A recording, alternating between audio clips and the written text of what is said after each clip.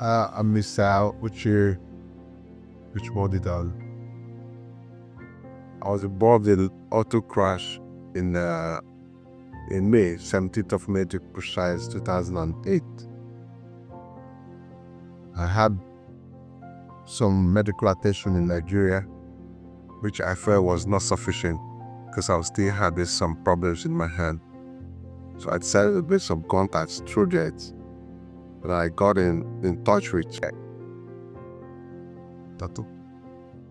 Was very helpful to me. He was the one who coordinated my trip to India for my surgery and that of my elder brother. And finally, he arranged the surgery for us at Artemis Health Institute, which I believe, given the response rates, to have been very successful. We hope to depart for Nigeria on the 15th of May. The surgery was done under 2 days and the result has been very impressive.